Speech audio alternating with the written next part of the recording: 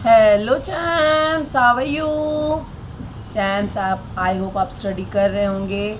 आज हम class 9th का मैथ्स 2 प्रैक्टिस सेट नंबर 1.3 हमने 1.1 एंड 2 कर लिया है। आपने देख लिया होगा, बहुत अच्छे समझ में आ गया होगा। आज हम 1.3 करने वाले हैं। ये भी बहुत इजी है। जैसे हम इंग्लिश करते हैं ना, इंग्लिश में हम ग्रामर करते हैं, उसी तरह से इसको भी करना है। 1.3 बहुत इजी है चैम्स। देखिए, पहले मैं आपको समझा देती हूँ क्या है ये। तो right the following statement in if और देन फॉर्म, यानी आपको इफ़ अगर ये ऐसे है तब वैसे होगा। ठीक है, ये समझ में आया आपको? इफ़ और देन फॉर्म, देखिए ये इफ़ एंड देन फॉर्म में लिखना है आपको। अभी आपको स्टेटमेंट दिया है, the opposite angle of a parallelogram are congruent. देखिए, अपोजिट एंगल्स, पैरेललोग्राम किसको कहते हैं चैम्स? देखिए, ये पैरेललोग्राम है, इसके अपोजिट एंगल्स ये और ये और ये और ये कॉन्ग्रुएंट होते हैं। ये आपको बताना है। ठीक है चैम्स? तो हम कैसे लिखेंगे इफ़ और देन? तो हमको लिखना है, ये क्या है? क्वाड्रिलेटरल। क्वाड्रिलेटरल यानी क्या होता है? जिसके जो 4 साइड का होता है, 4 जिसके कॉर्नर्स होते हैं। क्वाड्री यानी 4, लेटरल यानी साइड्स। तो साइड्स अगर होंगे तो कॉर्नर्स भी होंगे ना। ठीक है, तो क्वाड्रिलेटरल है, इसको क्वाड्रिलेटरल बोलते हैं। जो भी 4 इसका होता है, जैसे रेक्टेंगल है, रोम्बस है, स्क्वायर है, ये सब जो है पैरेललोग्राम है, ये सब जो है क्वाड्रिलेटरल कहा जाता है चैम्स। ठीक है ना? तो क्या है, अगर इफ़ लिखना है आपको स्टार्ट में, if quadrilateral is a parallelogram then the opposite angle of the quadrilateral are congruent। ठीक है, देखिए इसने क्या बोला है, क्वेश्चन देख लीजिए। Opposite angles of the parallelogram are congruent. ये बताया आपको कि अपोजिट एंगल्स जो है पैरेललोग्राम के वो कॉन्ग्रुएंट होते हैं। तो कब कॉन्ग्रुएंट होंगे? जब ये पैरेललोग्राम होगा। ठीक है, तो इफ द क्वाड्रिलेटरल, ये quadrilateral is a parallelogram then the opposite angle of the quadrilateral are congruent. तो इसको ऐसे हम लिख लेंगे, solution, if a quadrilateral is a parallelogram, क्योंकि हमको इफ़ से शुरू करना है। इफ़ अगर ये क्वाड्रिलेटरल पैरेललोग्राम है तब, देन यानी तब। ठीक है, कॉमा देके देन, जो लिखा है ना अपोजिट एंगल्स और कॉन्ग्रुएंट, तो लिखना है then the opposite angles are congruent। ठीक है चैम्प्स, आ गया समझ में? बहुत इजी है। आपको बस इसमें वर्ड्स को समझना है, पहले सेंटेंस को समझना है, उसके बाद में इसको लिखना है कैसे, इफ़ और देन के फॉर्म में। चैम्प्स, हमारा सेकेंड वन है, the diagonals of a rectangle are congruent. हमको इफ़ और देन केस में लिखना है। तो आपको ट्राइंगल, रेक्टेंगल पता होगा, रेक्टेंगल जैसे होता है। और डायगोनल किसको कहते हैं? जिसके ये देखिए, रेक्टेंगल तो पहले देख लीजिए, ये पार्ट इक्वल। ठीक है, ये दोनों अपोजिट साइड्स कॉन्ग्रुएंट होते हैं और ये अपोजिट साइड्स कॉन्ग्रुएंट होते हैं। रेक्टेंगल हमको पता है ये। अब डायगोनल इसको कहते हैं। ठीक है चैन, इसको डायगोनल्स कहते हैं। तो अगर रेक्टेंगल है तो इनके डायगोनल्स कॉन्ग्रुएंट होंगे। तो हमको कैसे लिखना है, हम कैसे लिखेंगे? इसमें बोला है डायगोनल्स, डायगोनल जो होते हैं रेक्टेंगल के वो कॉन्ग्रुएंट होते हैं। तो पहले तो ये फिगर रेक्टेंगल होनी चाहिए ना, तब इनके डायगोनल्स जो है कॉन्ग्रुएंट होंगे। तो हम कैसे लिखेंगे इसको? If a quadrilateral is a rectangle, if a quadrilateral is a rectangle then the diagonals of a quadrilateral are congruent. So simple. यहाँ लिख लेते हैं, इफ़ क्वाड्रिलेटरल, ये क्वाड्रिलेटरल है, 4 साइड का है ना चैम्प्स। अभी बताया था क्वाड्रिलेटरल का मतलब होता है क्वाड्री यानी 4 और साइड्स यानी लेटरल यानी साइड्स। तो quadrilateral is a rectangle then, ये देन लिखना, इफ लिखना बहुत ज़रूरी है champs. Then the diagonals of that quadrilateral are congruent। ठीक है चैम्प्स, कितना इजी है आपको। मैं ये लग रहा होगा ना कि हम लोग जो है इंग्लिश पढ़ रहे हैं, लेकिन ये मैथ्स है और इजीली हम सॉल्व कर सकते हैं चैम्प्स, ठीक है ना। सिर्फ आपको क्वेश्चन समझना है। डायगोनल अगर रेक्टेंगल है, रेक्टेंगल अगर है तो डायगोनल उनके कॉन्ग्रुएंट है। तो हमको लिखना है कि if the quadrilateral is a rectangle then the diagonal of the quadrilateral are congruent. So easy.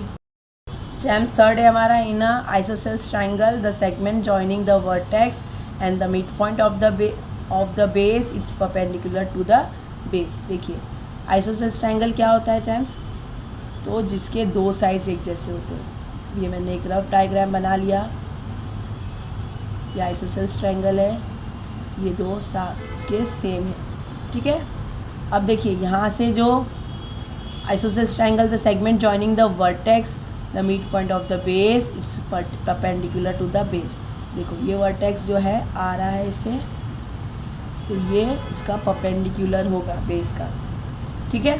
अब इसमें एक और आपको थोड़ा सा बता देती हूँ, जब कॉमा होता है ना और इजी हो जाता है, सेंटेंस ज़्यादा बड़ा होता है ना ज़्यादा इजी हो जाता है।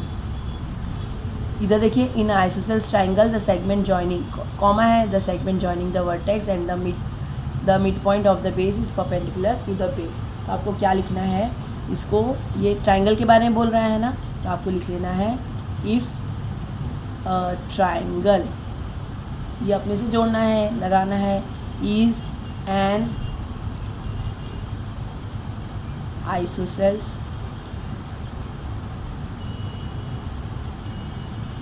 ट्रायंगल। इधर देखिए कॉमा आ गया, तो आप यहाँ पे जो है देन लगा देना है, कॉमा की जगह पे देन, ठीक है। पूरा वापस वैसे ही लिख दिए, the segment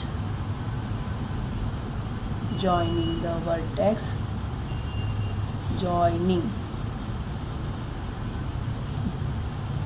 joining the vertex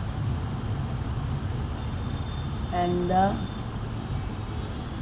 midpoint of the base is perpendicular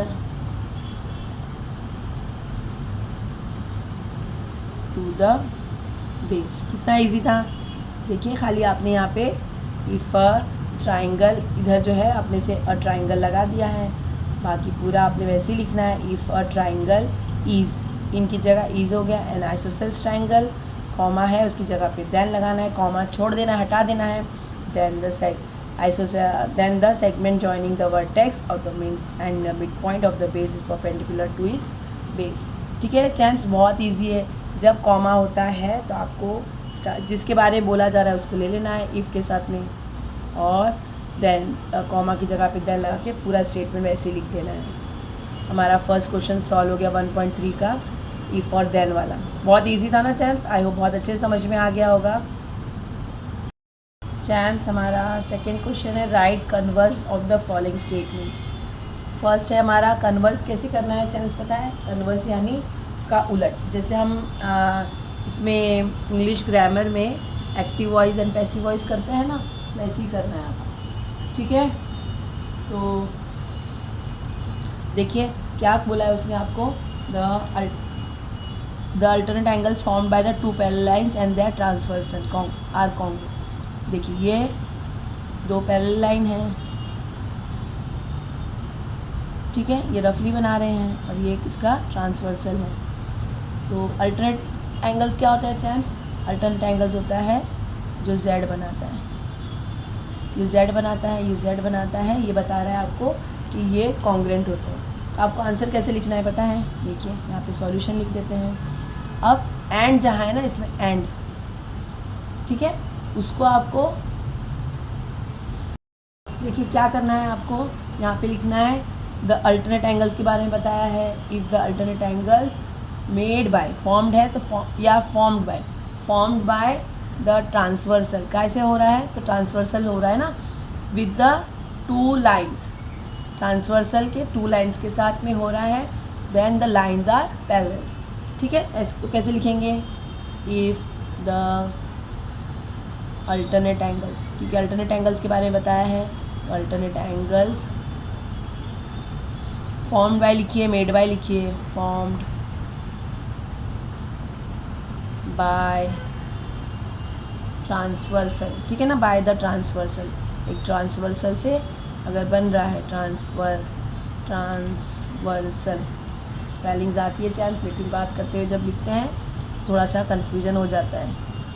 with the 2 lines, क्योंकि 2 लाइन से हो रही ना, तो पैरेलल लाइन्स तो नहीं है, उनको ये बाद में बताना है कि ये पैरेलल लाइन्स है, तो 2 लाइन से होना है क्योंकि 2 लाइन्स दिखाना है। आर कॉन्ग्रेंट, ठीक है, then the lines are parallel. देखिए चैम्स, आपने क्या बताया कि अगर ये अल्टरनेट एंगल्स बना रहे हैं, यानी जेड बना रहा है, देखिए जेड ऐसे वाला, ये और ये, ठीक है, और ये अगर ऐसे जेड बना रहा है तो ये वाला और ये वाला, ठीक है। कब कॉन्ग्रेंट हो सकते हैं? जब ये 2 लाइन पैरेलल्स हैं और ये ट्रांसवर्सल है, ये हमको दिया है। अब इसको कन्वर्स करना है। कन्वर्स यानी पहले आपको बताना है कि अल्टरनेट एंगल्स बन रहे हैं किस वजह से, तो ट्रांसवर्सल से, 2 लाइन और एक ट्रांसवर्सल से। अगर बन रहे हैं ये कॉन्ग्रेंट हैं तब ये दोनों लाइन पैरेलल है। तो इसको इंग्लिश में लिख दिया, if the alternate angles formed by the transversal with the 2 lines are congruent, line जो कॉन्ग्रेंट्स है, अगर ये जो एंगल्स कॉन्ग्रेंट है तब ये लाइन्स पैरेलल होगी, ठीक है चैम्स। हमारा सेकेंड एग्जाम्पल है, if a pair of interior angles made by transversal of 2 lines are supplementary then the lines are parallel. देखिए ये 2 लाइन्स हैं, इनसे एक ट्रांसवर्सल जा रहा है, ठीक है, और ये जो है इंटीरियर एंगल्स, अगर हमको पता है कि इंटीरियर एंगल सप्लीमेंट्री होते हैं, सप्लीमेंट्री यानी 180 डिग्री के होते हैं, ठीक है, दोनों को मिलाएंगे तो 180 डिग्री आता है, ये आपको पता है ना, हमने पढ़ चुके हैं। तो इसके लिए आपको ये अब लिखना कैसे है, देखिए ये आपको पता है, इसके क्या बोला, इफ़ अ पेयर, ये इंटीरियर एंगल का जो पेयर है ये ट्रांसवर्सल और 2 लाइन से मिलकर बनता है और कॉन्ग्रेंट होता है, तो ये लाइन्स आर पैरेलल, ठीक है चैम्स। ऐसे बोला है उसने, लिख लेंगे if the two parallel lines are intersected by a transversal, ये 2 पैरेलल लाइन्स ट्रांसवर्सल से इंटरसेक्ट हो रही हैं, then the pair of interior angles are supplementary होंगे, ये हमको अब लिखना है, ठीक है ना। सॉल्यूशन लिख के, if the two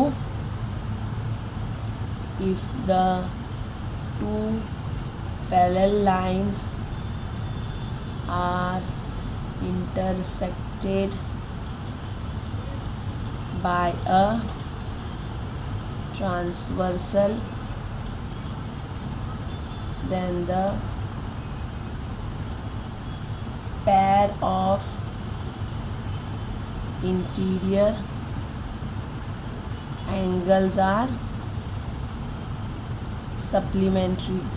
चैम्प्स देखिए इसमें क्या है कि आपको कन्वर्स यानी उसका उल्टा बताना है, या आगे 10th में आएंगे सब, what is the converse of the theorem एक बताएगा, उसका कन्वर्स ऑफ द थियरम भी बताएगा। तो इस बहुत अच्छे से समझ लीजिए, इसमें इसने बताया the pair of the interior angles made by transversal and 2 lines are supplementary, अगर ये 2 सप्लीमेंट्री है तब ये लाइन पैरेलल है।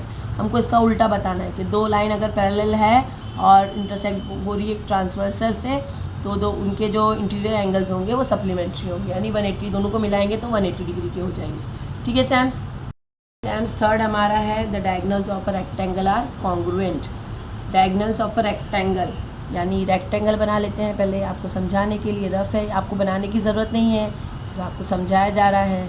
ये रेक्टेंगल है, ठीक है, इनके डायगोनल्स कॉन्ग्रुएंट होते हैं, जैसे अभी हमने ऊपर देखा है, देखिए जो हमने ये किया है ना, तो आप उसमें सेकंड वाले में देख सकते हैं diagonals of the rectangle are congruent.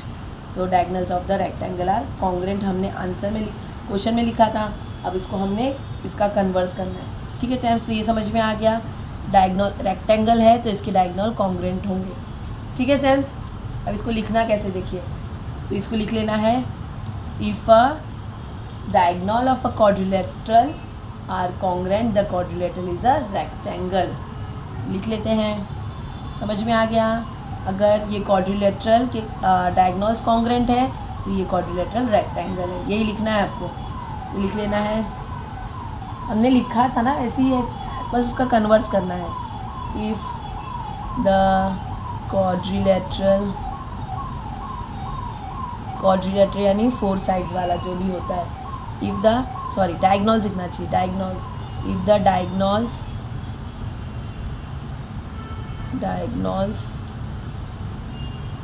Of a quadrilateral are congruent, उसका उल्टा लिखना था ना, कन्वर्स में उल्टा होता है, then the quadrilateral is a rectangle। ठीक है चैम्प्स, क्वेश्चन बोला था डायगोनल्स ऑफ रेक्टेंगल का कॉन्ग्रेंट होते हैं, रेक्टेंगल के डायगोनल्स कॉन्ग्रेंट होते हैं। हमने क्या लिखा, if the diagonals of a quadrilateral are congruent then the quadrilateral is a rectangle. दोनों का मतलब सेम है, बस कन्वर्स लिखना है। ये इसलिए बताया जा रहा है कि आपका 10th में आने वाला है, सब ये कन्वर्स होने वाले हैं, तो बहुत अच्छे से समझ लीजिए ताकि 10th में भी आपको आसानी रहे। तो ये इस तरह हमारा 1.3 मैथ्स 2 9th स्टैंडर्ड का कंप्लीट हो गया चैम्प्स। आई होप बहुत अच्छे समझ में आया होगा। अगर आपको समझ में आया है, यूज़फुल लग रहा है, तो अपने दोस्तों से भी शेयर करिए, कमेंट कर दीजिए, हमें लाइक शेयर और सब्सक्राइब कर दीजिए। जो सब्सक्राइब कर दिया उनका थैंक यू, उन्होंने नहीं किया प्लीज़ कर दीजिए। मोटिवेट कर सकते हैं, कोई क्वेरी है तो वो भी पूछ सकते हैं। प्रैक्टिस करते रहिए, मिलते हैं नेक्स्ट वीडियो में, बाय।